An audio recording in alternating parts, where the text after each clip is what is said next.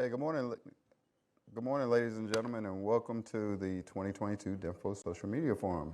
My name is Kwande Hall, and I'd like to just take a time and give Colonel McNaughton time to welcome you guys as well. All right, good morning, everyone. Welcome to the DINFO Social Media Forum 2022. I'd like to thank Lieutenant Colonel Kit Patterson and Kwande Hall for putting this together, and also the team here at Defense Media Activity for all the work that they've done in providing us this great space to conduct this forum. And this forum is extremely important. With over 2/3 of the population receiving their breaking news on social media, we have to be in that space. We have to be able to look into there, be able to look at the audiences, see what's happening, and effectively engage to get our message out, to get our story out, to get our facts out. We're having a lot of challenges right now with recruiting across all of the services, and that's an indication that there's that civ-mil divide that we've got to close the gap on. And the best way to do that is to tell our stories and to be out there and share and counter some of that mis and disinformation that's out there about the military and service in the military. And talking about the things that we do in order to maintain that trust and confidence with the American people. When we have that trust and confidence, that's how we're going to be able to attract the sons and daughters to come into the service and also get the resources that we need to fight and win the next war. And right now, we just came back, a team here from a NATO conference, and about half the conference, the discussion was on social media and what's happening in social media, the mis and disinformation, what Russia is doing, and then what's out there on the internet or on social media sites. But what is the standard kind of across the globe is DINFO's trained killers. When a public affairs officer is asked a question by the media, they tell the truth.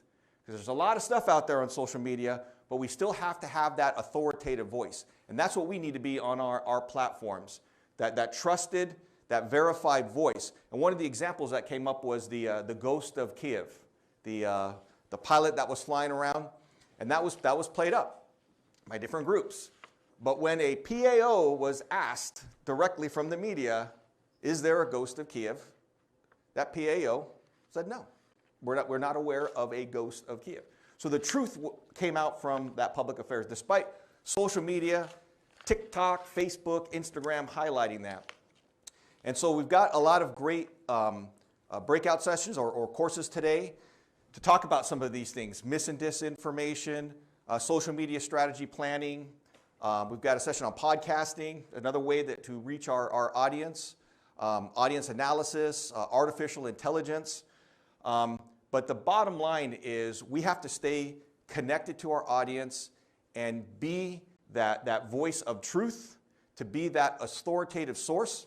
There's a lot of discussion about whether social media is helpful or not. I believe there's a lot of negative things about it, but there's more positive than negative. This is a way for us to quickly get our information out to large audiences and get the facts out quickly. And so when I came into public affairs, the only social media platform that I was aware of was MySpace. And all of a sudden everyone's talking, oh, we got citizen journalists out there, and it's blogs. And then, I thought, okay, blogs, this is something maybe we need to get engaged with. And actually, Mr. Hal Pittman, who was Captain Pittman at the time, we are getting into that space. That's where we need to be, because those are the folks that are carrying the message, sharing news, because at the time, there was the mainstream media, the traditional media was starting to divide. And so going to the left and to the right. And then we were trying to figure out how do we get our information out without that editorial slant. And so it was engaging bloggers. Well, that was back in 2004, 2005. Now here we are. It's social media is where we need to be. And so we need to be true professionals in there and not compromise our ethics when we're out there. Still need to get out with the truth, but with the speed of social media, when we post something here, it'll be picked up in Syria, Iraq, Afghanistan immediately. And plus, we can see what's happening immediately out there. And we just have to get better at using some of the tools that will be discussed today to assess the information environment and then make a decision to engage. And there's going to also be a presentation on the new DoD policy that just came out a few weeks ago, which is real important. And they talked about this at the NATO conference, is you need to make a decision on what platforms that you're going to engage on. If you don't have a strategy and a plan, then don't do it. You've got to know who you want to talk to, what effect you want to achieve, what messages you want to deliver, and then come up with that plan. And not just be out there just to be out there. And so, again, I want to thank Quande Hall for arranging this, and turn it over to you. Thank you. Thanks a lot, sir. All right, guys. Welcome. How we doing? Right, good? No problems getting on base this morning, I hope? No? Okay. All right, so we're going to talk a little bit about social today. I'm going to kick this thing off. Again, I just want to first say thank you guys for showing up, for being here in person. I mean, this thing was supposed to happen a couple of years ago.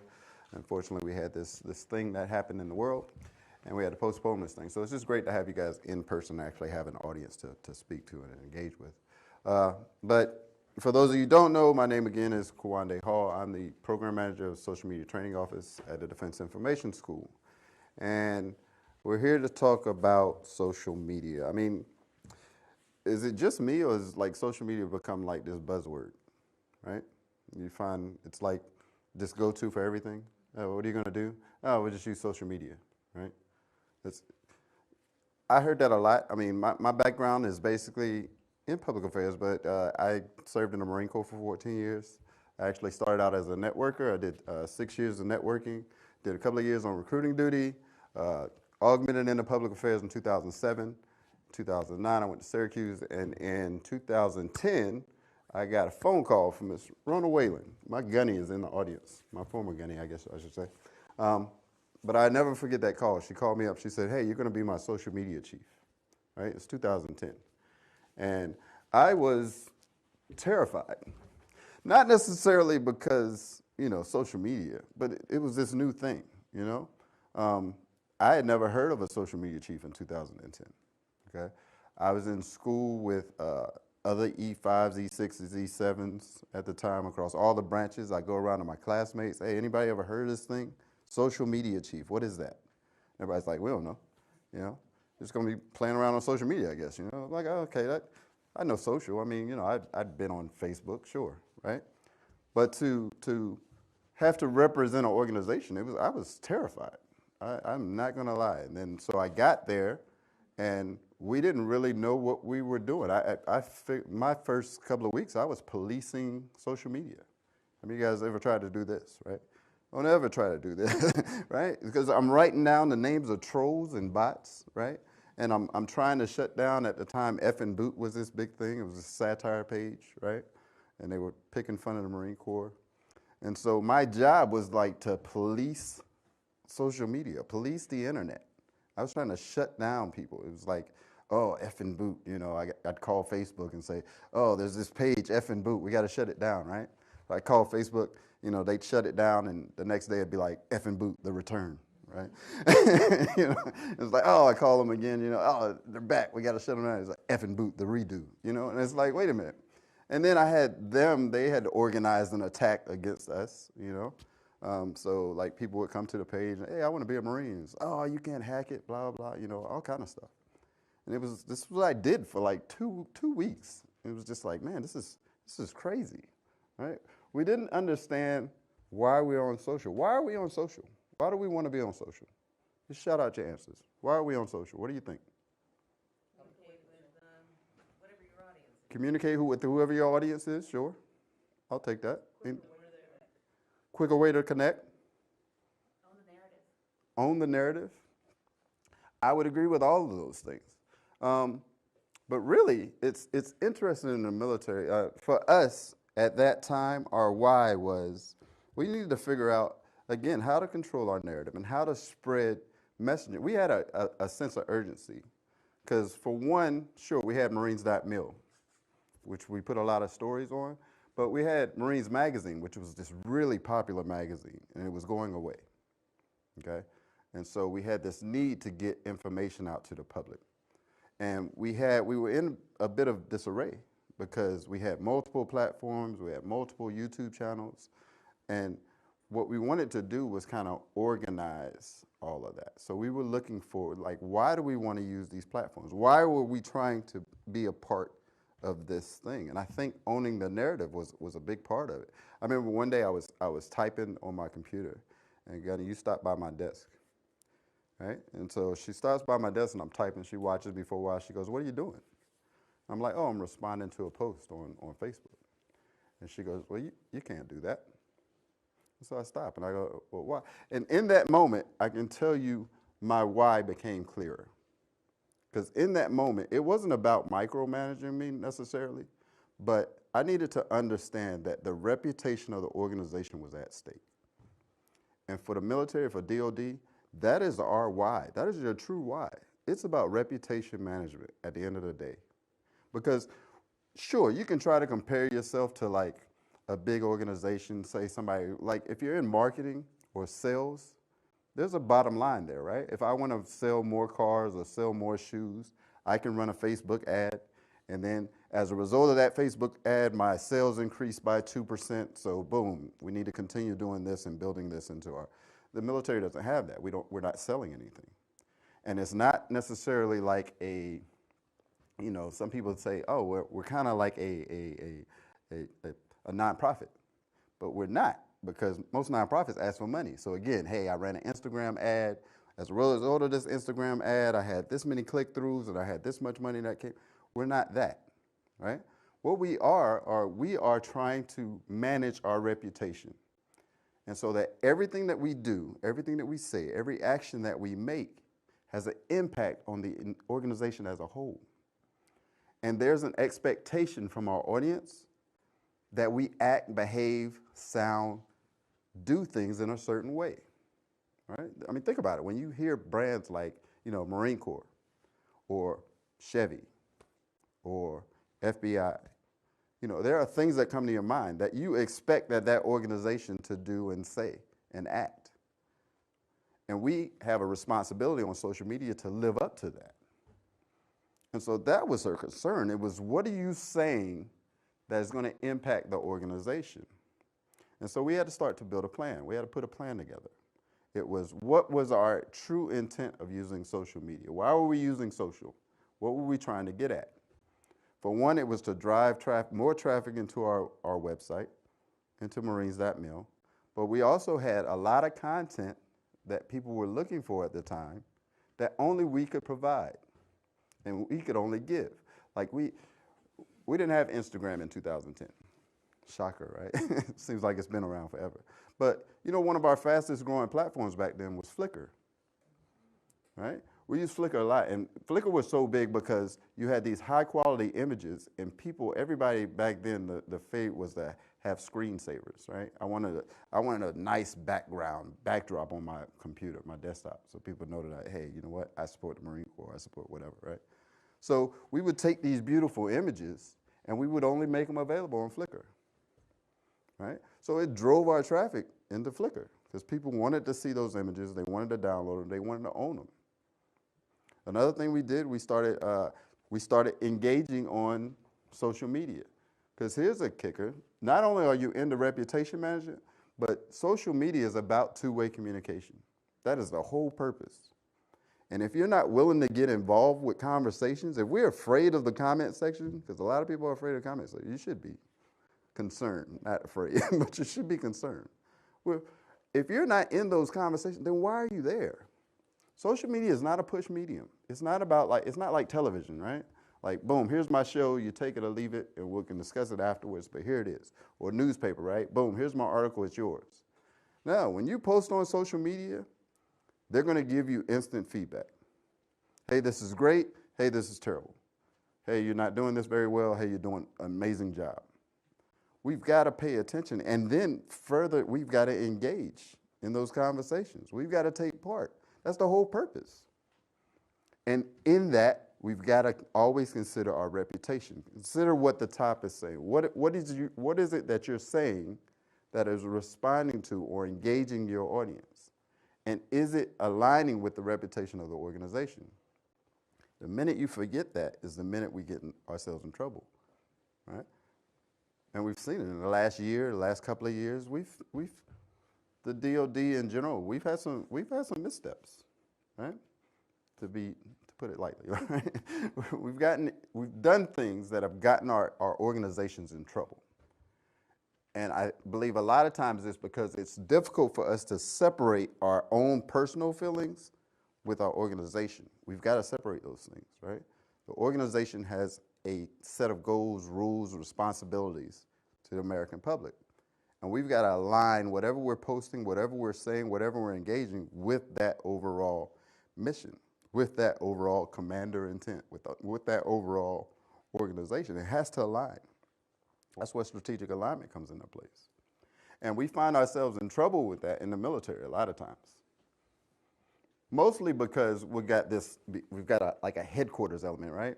And then we've got all these smaller little echelons that are also on social media. And if everybody's not aligned, if that messaging isn't the same, again, you're damaging the reputation of the organization. You're damaging the organization's brand. And we can't forget that. You've got to align with that. You've got to stay in the fold with that. Now, I believe there is a way to build a strategy. But what we did in the Marine Corps, it was a slow start.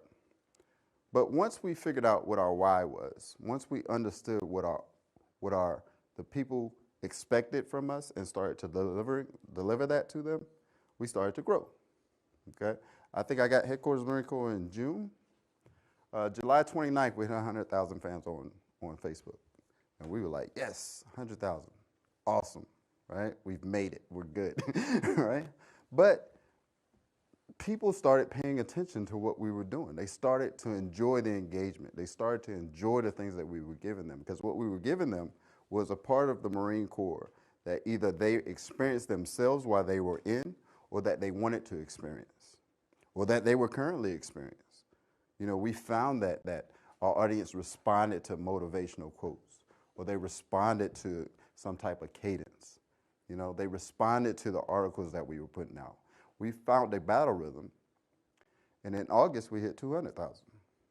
Late August we hit 300,000, right? September we hit 400,000. Late September, 500,000. October, November, 6, 7, 8. End of the year, December, 900,000. We had 1 million followers in January, right? In 7 months. Figuring out what our why was, figuring out who our audience was and how we wanted to communicate, and owning our narrative, controlling what we were saying, you know, building an audience who engaged with what we were doing and that we could have two-way conversation with. It wasn't easy, but I think it was a different time, you know? If you looked across all our platforms, we were hitting 3 million engagements across all platforms. We were on YouTube. We had 2 YouTube channels. We merged into one. So we had a Marines television, I don't know why we did that in the beginning, but we merged them together. You started to see, hey, there was one location to find these longer form, you know, videos, right?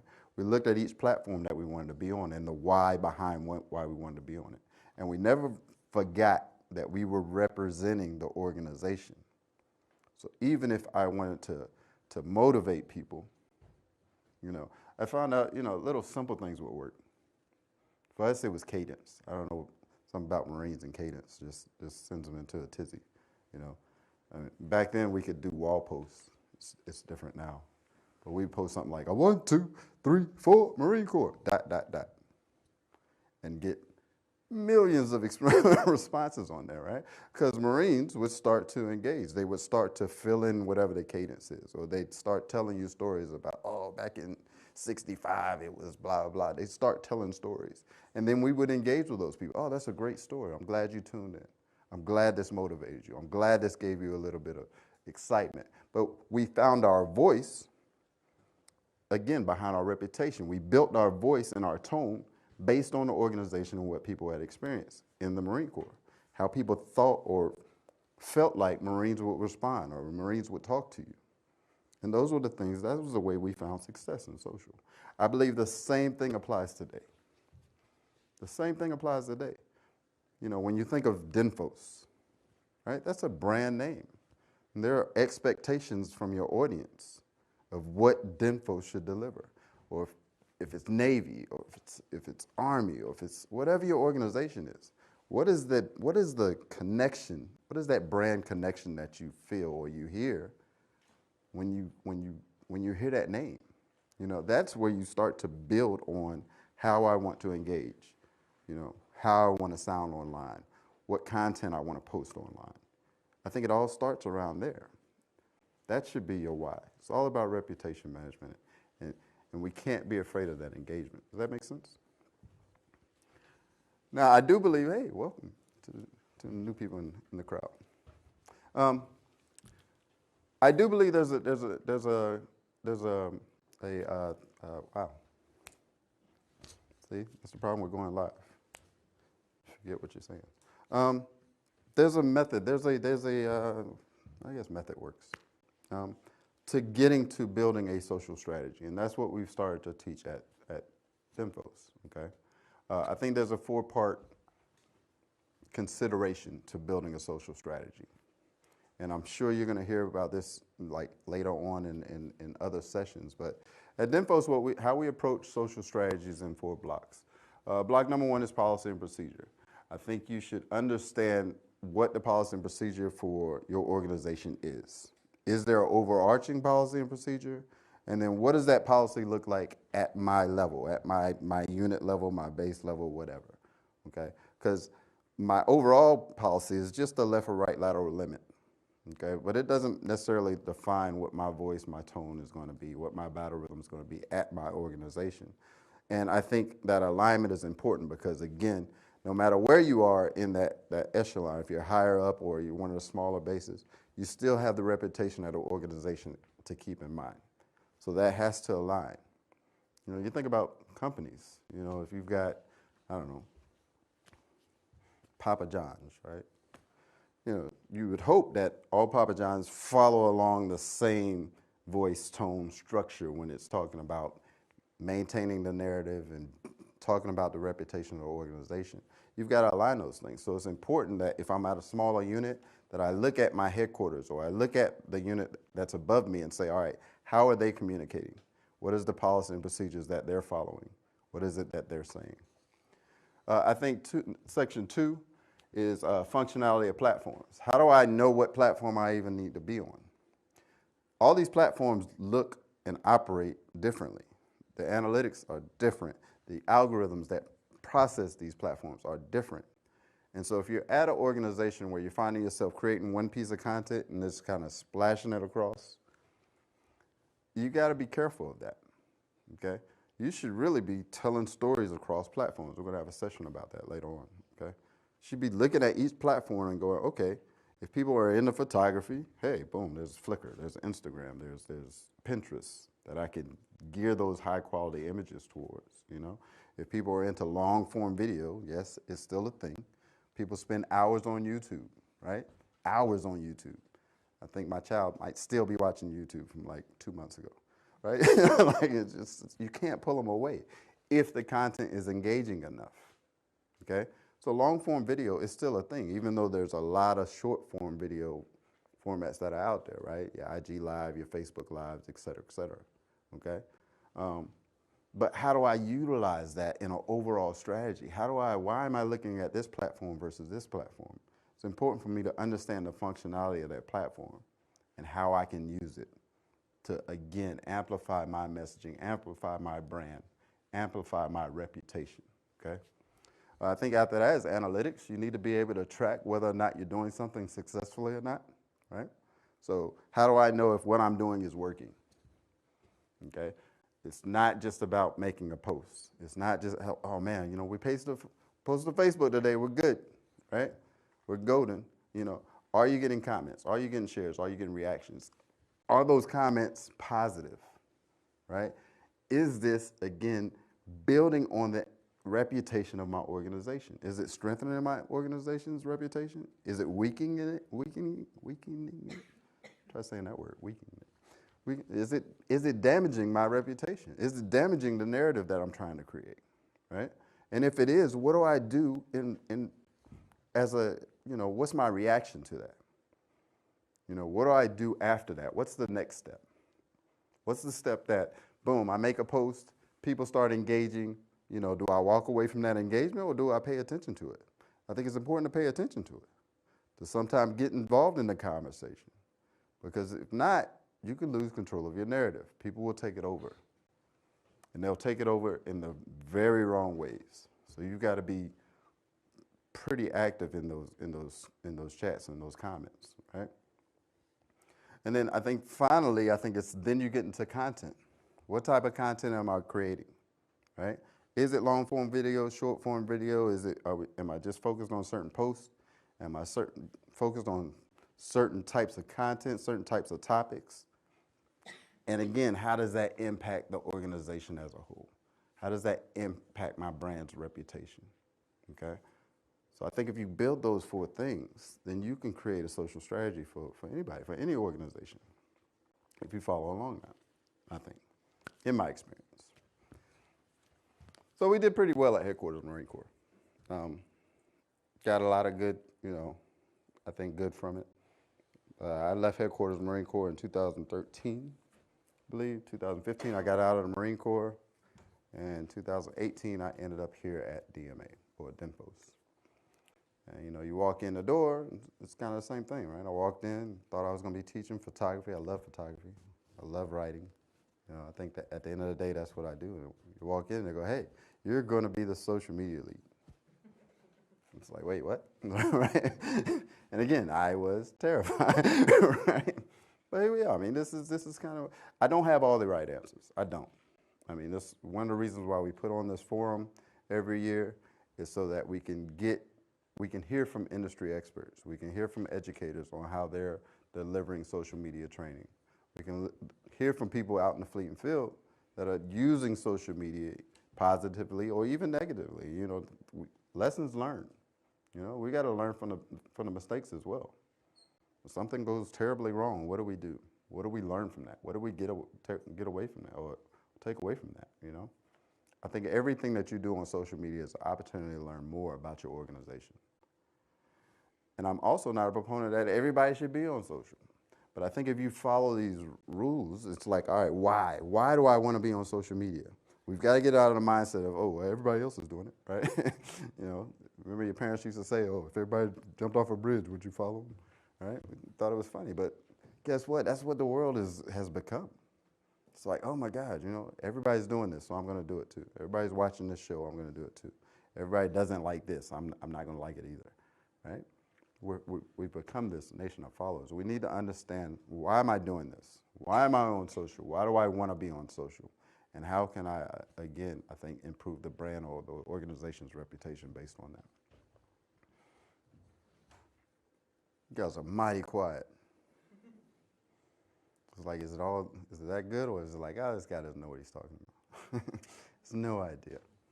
That's okay. I don't have all the right answers. I don't have all the answers. I don't believe there's one single right way to do social media. There's different ways you can decide, hey, if I want to be funny or if I want to be engaging, that's fine. But again, be funny within the constraints of your organization. Be funny within the constraints of who you are as an organization. I think the Marine Corps, when I'm teaching in class, I always use a lot of Marine Corps examples. Not because I'm biased. I mean, I am biased, but they did a really good job at social media. And I think that one thing that we forget, I think, is social media is about the long term. It's about the long run, right? It's not just about, hey, I'm at this unit for 2 or 3 years. I'm going to build this social media thing, and when I leave, I'm going to take it with me, right? When you leave, that consistency of the brand should remain the same, right? So even if, hey, I left in 2013, I still had this tendency to always look back and check, all right, what's the Marine Corps doing now? Because social media evolves, and as social media evolves, your strategy has to evolve a little bit as well, right? Like, no longer are there, algorithms change all the time. When we made a post back in 2010, If I made a post online, everybody saw that post. Everybody that was following my page got that post in their feed. It's like, hey, boom, do this. Everybody would do it. Everybody would get it. The algorithms have changed vastly, right? Because it's not about, they keep saying it's not about organizations. It's not about businesses. So they try to filter that stuff out, okay? And so, now if you make a post, if you've got 100 followers, 2 to 5% of that followership will see your post. That's insane, right? If I've got 100 people, 2 to 5 people see that post, that first post. And it's done as a tester. It's done as this kind of feeler, right? It's like, what are people going to do with this?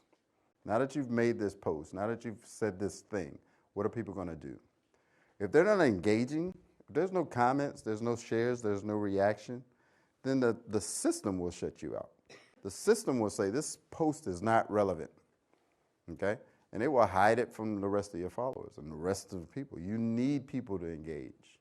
You need people to comment. You need people to share. And again, that's the purpose of social. It's about interaction. You want that two-way interaction. You want people to respond. You want people to comment.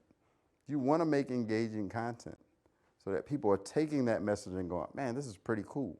Let me share it with my friends, right? Or oh man, I don't agree with this, and this is why. Okay, have that debate if that's your intent, if that's your goal. If your goal is to generate that type of conversation, then do those types of things. If it's not, then avoid that type of confrontational post. Right? Think about what people expect from your organization. What is the expectation of how the Marine Corps is going to say whatever? What is the expectation of how DINFOS is going to respond? What is the expectation of your organization and how it talks, how it delivers content? And am I meeting that with the content that I'm creating? Or am I just trying to be cool? Am I just trying to be trendy? There's a danger there. It's a very slippery slope. You can find yourself in a lot of trouble really, really fast. Does that make sense? Questions? Comments? Nothing? Come on. Talk a little bit about. I'm sorry. I got to get you. Yes, please. Sorry, guys, for the later. If you have questions, comments, just feel free to come up to the mics and ask your question. Sorry about that. Morning. Morning. I'm from Defense Logistics Agency, and I was wondering if you could talk a little bit more about what you were just talking about the algorithms and how they shut you down. Sure. I mean, we've been kind of stuck at 118,000 followers for a long time, and I frankly don't get a lot of comments on most of the posts. So if you could elaborate a little bit more on that, I'd appreciate it. Sure. I don't know everything about algorithms. Trust me, if I did, I would not be standing on this stage right now. Probably be on a beach in Tahiti somewhere. But algorithms, the way that they're set up now, and you can find this is all public information. You can just do a simple Google search every year. Facebook does like Facebook algorithm, but the way they really push content out now is through comments, shares, and reaction. Engagement is like a really big indicator on how things spread online. So the more people, if somebody sees your content and they comment on it, or they share it, or they engage, they hit the ooh, this made me funny, laugh, right? And the reason is because it drives some type of action from your audience, okay? And then as people comment, what happens is if I comment, then my friends can see that I commented on a post. And the idea or the concept is that, hey, this person commented, and I see that somebody comment, and I really like this person, so I want to see what they say. So they kind of, ooh, let me go over here and see. And it should drive conversation. At the end of the day, that's what social is about. It's two-way communication, right? If you're just pushing stuff out, a lot of times you won't get that engagement. I think that's where people try to, kind of want to be funny or they want to be confrontational because typically those barroom topics drive conversation. But how is that impacting my reputation, right? How does that align with the organization's reputation, Is it worth me being funny in this one post? How does that, drive everything else, right? But yes, if you have no activity, I mean, you're kind of talking to yourself. And that's really the danger. You find yourself posting and then it's like, nobody's responding or nobody's seeing this. A lot of times your analytics will tell you the true story. You can look at, whenever I do like a social audit, if you will, you sit down and you look at, all right, how often am I posting? You know, what are my most effective posts? What are my least effective posts? What are the things that are in common with those two things? One of the things we did way back in 2010, we created a graph. It was like a chart. And it had like all of our social media platforms. And it was like, all right, here's my Facebook, my Twitter, my Instagram, my YouTube. This is the most commented post, you know, on this platform. And then this is the least commented post. If I track that over like a month's time, then I can kind of start to analyze that data and start to see, all right, you know what, these type of posts drive this type of interaction with my audience. And these posts don't. So let's do less of this and more of this and see what happens. But you've got to do it consistently over time. Same thing with posting. There's a lot of things change, right? If you're posting once a day on Facebook, you're good. I mean, if I'm sitting here telling you that engagement is so important, why would you want to post more than once, right? Why would you want like 2, 3, 4, 5 posts? Because that's 5 posts that now I have to monitor in a day. That's a lot. That's a lot of work on yourself. But the algorithms always also shut you out, right? So it's like, all right, boom, here's your 1 post a day. If you're 1 post a day on Facebook, you're good. Same thing on Instagram. If you're twice, you're pushing it. If you're 3 times, you're probably spamming your audience. Think about your own personal use of social. You ever been scrolling through? Suppose I'm on Facebook and I go, hey, there's Dinfos. And I do another scroll, hey, there's Dinfos. And I scroll one more time, hey, there's Dinfos. Guess what's going to happen to Dinfos? Hide. Right? Delete, unfollow. You're invading my space. It's too much information. Allow me the time to see a piece of content and engage on that piece of content. Now, Twitter's a different beast, right? Twitter, the lifespan of a tweet's like 15 minutes. Tweet to your heart's content, right? Tweet, tweet, tweet, tweet, tweet. But typically, Facebook, Instagram, once a day. LinkedIn, if you're on LinkedIn, once a week. YouTube, once a week. Once every other week, right? Give that content time to live and breathe and drive conversation. Participate in the conversations that it's driving that post, right? Hey, this is happening. Let me get down here and share some comments, some laughter, some, you know, and that's how you build your voice and tone. I think that's how you start to bring out the personality of your organization in the comment section. And it's a lot of times it's an opportunity for you. Remember all those command messages we sit around, we write all day, right? It's like, oh, writing all this. Comment section is a prime location for command messaging. Because it's like a prepackaged little response. So you know if I'm thinking about a post, if I'm planning my post out for the month or for the next 2 weeks, which you should be doing, content planning. I haven't talked about it, but please plan your content out. If I'm doing that, if I'm looking out and I'm going, all right, you know, Monday, Tuesday, Wednesday, Thursday, Friday, these are my posts. I can think about what are the possible responses to this post. Okay, what are my command messages? What are my follow-ups for this content I'm pushing out? And then when somebody comes in, literally they're teeing up a command message for you, right? You guys don't do this. Oh yeah? According to this policy, boom, right? Pow, pow. You're just throwing stuff back at them, right? And even your conversation in the comment section generates, again, more reach because now the page is active, right? And now that the page is active, then guess what? The algorithms start to show your messages to more and more people. So it's one of those things it takes consistency, it takes time, it takes planning. But that's kind of how and a lot of people use like some of these off-the-shelf kind of social media monitoring platforms. They do the same thing. They kind of follow the comment section, they engage, pre-engage, things like that. Our adversaries figured this out a long time ago, which is how they started using social against us, right? How do you steal an election? Oh, easy. I use bots and I use trolls. And those bots and trolls engage on content, right? They put out fake comments, right? Those fake comments build excitement on this post and it spreads to more and more people. And then it floats to the top. It floats to the top of everything else. If I know that those are the rules of social, it's not Kwande Hall's rules, it's not DMA or Dinfos' rules. It's how social media works, right? If I want my messages to float to the top, I've got to engage. I've got to participate in conversation. I've got to have that two-way interaction, you know? And that's how I kind of move towards that. Does that answer your question? Questions, comments, concerns? Nothing else? Come on now. Yeah, please. Step up to the mic. It's all yours.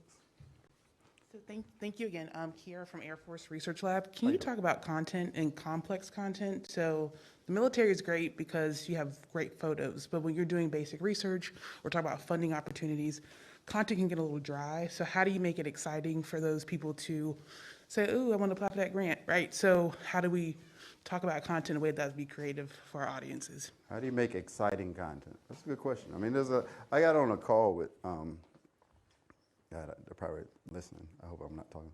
It was like a safety, it's like Navy safety, command or something like that. And their whole job is like, hey, is your fire extinguisher up to date? Right? It's like, how many people want to really, how do you make that exciting? It's difficult. I don't necessarily have all the answers, but what I would do is try to look at other industries that are doing, are along my same realm. So if there are like grant writing opportunities out there, things like see what they're doing. You gotta try to make it entertaining or make it so that it's informative or engaging. I mean, it doesn't always have to be, it's a difficult thing, but I would sit down and I'd really start to ask first my audience, what are the things that you would like to hear from us? We did that in the Marine Corps in the beginning. It's like, what is it that you want to hear? What is it that interests you? What are the things that drive you? Okay, and then I'd start to try to deliver that in ways that they can digest it. Be that through short video, through photos, through did you knows or things like that. Hey, did you know X, Y, Z? And those are just a few examples. But I mean, it's some things are just challenging, especially in a world where people want instant gratification and instant, humor or instant, I was watching, somebody told me about TSA. TSA's Instagram is really it's funny, right? Because it's just weird things that you would see at the airport. And they kind of highlight it. It's like, hey, you got people sleeping in weird places. Or it's just weird stuff, right? And again, I think it's just to inform people that, hey, you know what? We see what you see, right? We kind of, we relate to what the things that you relate to, kind of thing. And it may or may not work for you guys, but I think you have to look at, you got to sit down with your team. Hopefully you have a team and you're not a one-man show. But sit down with your team and you think about, all right, how can we deliver content that, again, is going to help us control the narrative online and support our reputation as a whole, right? And if that's to get more funding or get more grants or things like that, then you've got to find a way to engage people on that level. And social might not be the answer, We forget that, social media is a way to communicate. It's not the only way to communicate. Again, it's this buzzword all of a sudden. Oh, we're going to use social media, right? You still got websites. You still have email lists. You still have newsletters. You still have radio broadcasts, podcasts, et cetera, et cetera, et cetera. I think you look at the entire digital landscape and figure out how is it that I'm going to communicate this message? What is the best way to deliver this content, right? And social, maybe a social platform, it might not be the answer, right? Could be, but it might not be. So it's tough, but I think it's a build. If I look at my policy and procedure, look at the resources that I have in my office, do I have a videographer? Do I have a photographer? Is there a way to make this an engaging photo or an engaging video? Can I do a how-to video for YouTube? Can I, you look at things like that. Look at the things that have been successful across the industry, and then how can I, if possible, can I integrate this into the things that I'm doing on social media? I think that's where you start. No problem. What up? That was weird. I don't know what my time hack is right now. How we looking, guys? Everybody good? Questions, comments, concerns? Okay, cool. What else? What other questions we got? Nothing? I've answered everything. Oh, we're done. Conference is over. We're straight now. We can move on.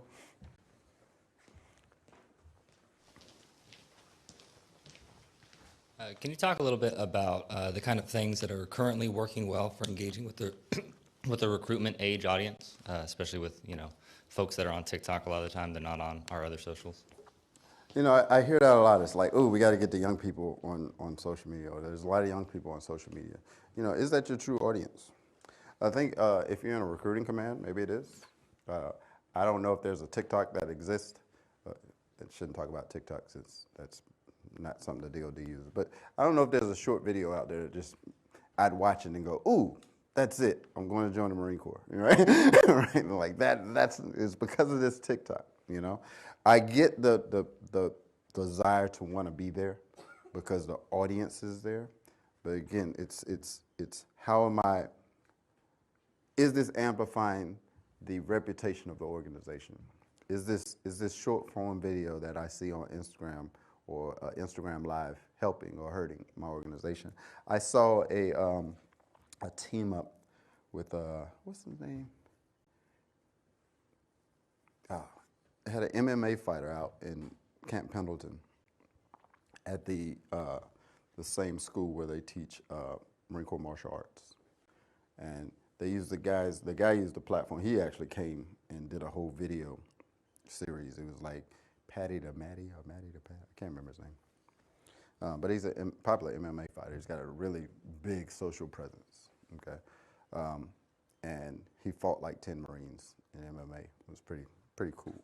Long video, like 10 minutes, right? But it was effective, I think, for not only the guy, but probably for the Marine Corps as well, I would imagine, right? I think finding ways to see, all right, am I trying to get 15, 16, 17-year-olds to pay attention to the Army so that they can join the Army?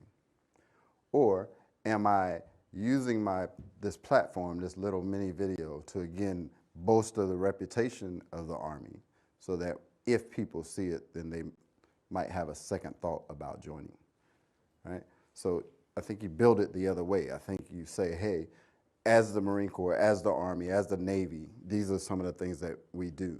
Here's some of the jobs that we have. And I create this little clip that I post on maybe an Instagram Live or Snapchat. And go, boom, here's a breaching exercise with these Marines going through this door, or a training evolution where people are learning how to swim in the Army, right? Boom, if I'm doing that and I do it consistently over time, guess what? People will start to come. People will start to, hey, you know what, that's a pretty cool video. And that might booster, I think, recruiting. But it's one of those slippery things. It's like, do I conform then my entire content plan and entire content strategy around the hopes that this 16, 17-year-old will pay attention? Or do I think about the organization and what the organization does? I mean, it's kind of weird because, like, being in the military, we see all this cool stuff, right? And we become numb to it because it's every day to us. Oh, there's another, C-130 taking off. Great, right? It's like, but you got to understand that there are people, younger people in the world who don't see that stuff every day, right? And so if I have an infantry training battalion, they're out there, they're training, they're getting dirty, and they're in the mud, and all I'm doing is capturing that, and I'm posting it on a site, you'd be amazed that eventually maybe it's that thing that you're doing consistently over time, 6 months later, and say, man, you know what? I remember I was following the Army on Instagram, and all the stuff they were doing looked really cool. So maybe I'll join, right? Or maybe I'll consider joining. So I think if you approach it in that manner, and again, it might not work. Maybe Mr. Hall has lost his mind. It's possible. I've been dealing with social media for far too long. Right? I read a lot of books about social media. The majority of my time is social. So much so that I'm not really on social anymore. I'm on there. I'm a social stalker. That's what my daughter says. Just stalk me. Yeah, well, you're 15. So, so you gotta, you think about, at the end of the day, your why for being on social, amplify your brand, amplify my messaging, and if I'm doing that consistently over time, I think you'll eventually hit those smaller targets that you're trying to get at. Does that make sense? Again, might not be the right answer, but I think that's the way that I would approach it. What else we got? We got a few more minutes. We got a break coming up. Got another question from the audience. For my live streamers, I apologize for not, I know you're used to this being a different type format, but it's a little different this year. Yes, Ron. Hi, Ronna Whalen with Army CID. One of the big things, hopefully, that we'll discuss for us is an issue is social listening. Not necessarily off of content that we've created, but in other avenues. So maybe you got some insight that you can give on the best ways to track your brand and the reputation of your brand. That's a good point. Social monitoring, social listening is a huge part of social media. I think it's important to know and understand that people are online talking about you every day, all the time. I think social media becomes one of the, we're always talking about these command climate surveys, you're trying to get people to write. If you go on social media and just listen, trust me, if your unit is bad, if your organization is bad, people are talking about you online, right? In the worst possible ways. So I think it's important to do like a kind of social monitoring, like on a weekly or monthly basis. Just Google your unit name, your organization's name. Do a Google search, Establish hashtags. That's a great way to look at hashtags and say, hey, if there's a hashtag about U.S. Army, right, or United States Marine Corps or whatever, just do a Google search for it and see what the conversation is.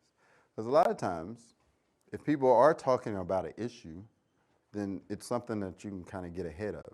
Or, hey, is this something that is again, damaging the brand name or the reputation of the organization? If the answer is yes, then, man, maybe we should put something together to say that, hey, we're addressing this, or we're aware, or something along those lines. But it should become a part of your social strategy. And I'm sure we're going to have some discussions about it later on, about building social listening, social monitoring, social listening into your social strategy.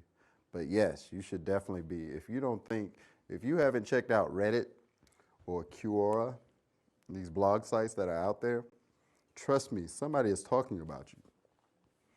And you would be amazed. Just do a simple Google search, or go on Reddit and type DINFOS and see what pops up, See what people are saying about your organization. See what people are saying about, the things that you're doing. Is it good? Is it positive? Is it bad? Is there something that I need to address? I think you need to be aware of that. Anything else, guys? I got a few more minutes. Audience questions, comments, concerns? No? Awesome. Well, we're right up against break time anyway, so. Thanks, guys. Thanks for listening. I hope you got something out of it. Again, I don't have all the answers, but I'm sure as the day progresses between today and tomorrow, we'll have a lot of good dynamic speakers that can maybe answer some of the questions that you might have. We're going to take a short break. When we come back, we're going to have an exciting speaker. I'm really excited to hear from our next presenter. I'll introduce her when we get back from break. So thanks for tuning in.